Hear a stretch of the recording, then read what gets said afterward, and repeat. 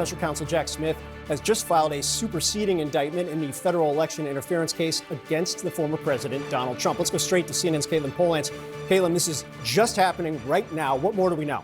That's right. This is the special counsel's effort to get this case back on the road toward trial. This is the January 6th federal election case in court in Washington, D.C. against Donald Trump. The charges, the 4 charges that Donald Trump has been facing for quite some time now, they're the same in this what's called a superseding indictment, so a rewritten version of the criminal charges against the former president for conspiracy and other counts related to what he did after the 2020 election. But what the special counsel's office is saying they're doing here is they needed to go back to the grand jury, Phil, and rewrite those charges so that they would incorporate what they need to say that's in line with what the Supreme Court told them they must do. Remember, the Supreme Court just in June made that decision on presidential immunity, saying that some of the things in this case had to be cut out, such as things that were allegations that may be part of Donald Trump's official duties as president,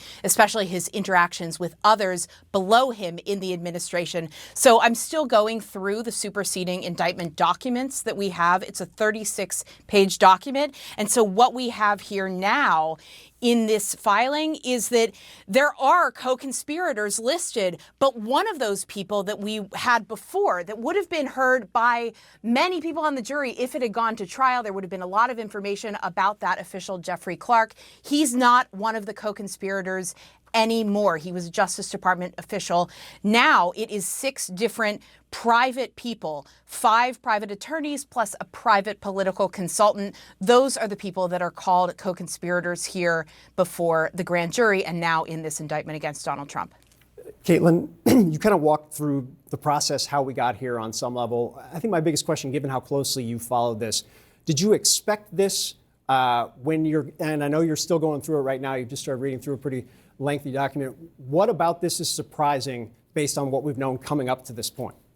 Well, what's surprising is the timing here. I mean, we are right before the election. We're not in that window where the Justice Department doesn't want to do anything that disrupts the election, the 60-day period, but we're nearing the end of August.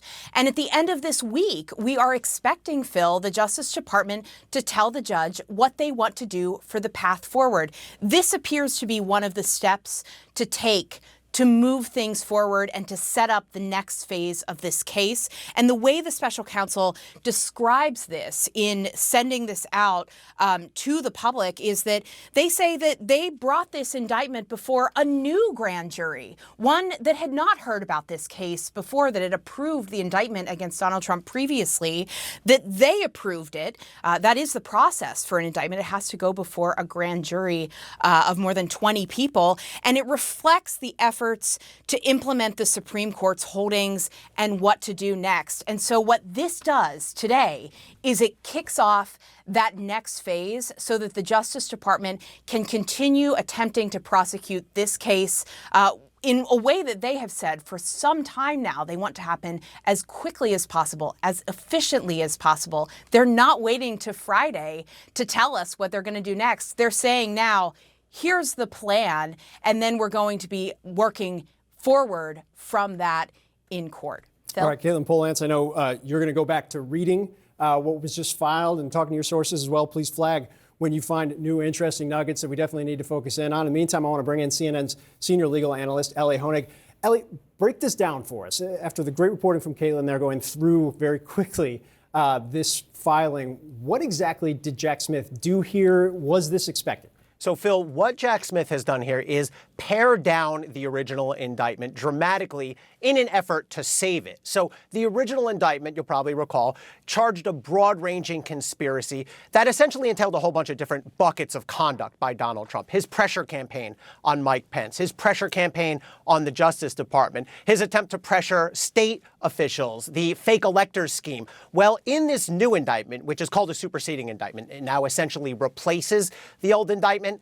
The part about the Justice Department is out. The part about Mike Pence is out. And all we're left with in this superseding indictment is the charges relating to Trump's effort to pressure state and local officials and to submit false slates of electors. Now, if you're wondering why would Jack Smith pare back, cut back his own case, The answer is because of the U.S. Supreme Court's immunity ruling, which came down in July. And in that ruling, the Supreme Court said that many of the things that Donald Trump did while he's in office, including specifically his interactions with DOJ, some of his public communications, likely his interactions with the vice president, the Supreme Court said those things are likely going to be immune and therefore out of this case. And so Jack Smith has now made a tactical decision.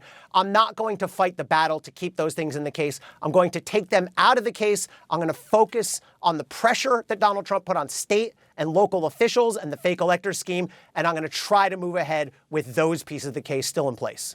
Ellie, with full disclosure that I have not read this yet, we've been live on air. This sounds the way Caitlin was describing it, the way you're describing it. Jack Smith is essentially testing the proposition put forward by Amy Coney Barrett, where there is the official acts are one thing, and then there's some middle ground there. There's some gray area there that there could perhaps be a path forward for this case on. Is that a fair kind of assessment of things? I think it is, Phil. I think this is a tactical retreat of sorts. I think Jack Smith has made the decision, given the Supreme Court's immunity ruling, I don't want to spend the time and resources to fight for inclusion of those other parts of the case. And so what Jack Smith has done is sort of retreat back to the safest ground, to the part that the Supreme Court actually said is probably okay, is probably not immune. They said it's very likely not the job of the president to interact with and pressure state and local officials. And therefore, Jack Smith has said, okay, very well, I'm going to stay with that part of the case. I'm going to build my case around that. And so I think this is, again, a tactical response to the immunity decision. But Phil, really important to understand, Donald Trump's team is probably not going to even be okay with this. Donald Trump's team is probably going to argue even what's left in the case is immune, and they're going to want to litigate that, argue it in court. And then no matter what, they get to still appeal this up the chain before it goes to trial. So I think this move will expedite the case and expedite the trial, but there's still a 0% chance that this particular case gets tried in the 7 weeks or so between now and Election Day. That was exactly, I mean, I think that's a question probably everybody, including both campaigns, including the Trump legal team wants to know right now, is define expedite. What does that actually mean right now, given the moment we're in the political calendar? So expedition, I guess, is in the eye of the beholder.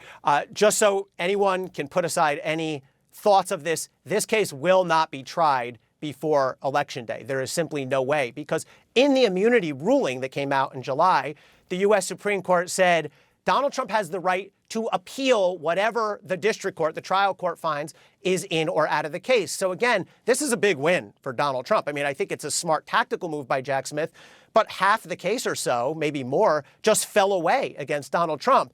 That said, he's not going to be satisfied. He's still going to argue the whole case should be dismissed. I think that argument will be rejected by the district court, but the Supreme Court said Donald Trump still can appeal that, meaning to the D.C. Court of Appeals, and then potentially back to the Supreme Court before trial. So there's no way, Phil, that we get through that whole appeals process and still start a trial between now and November 5th. I mean, that's just not going to happen.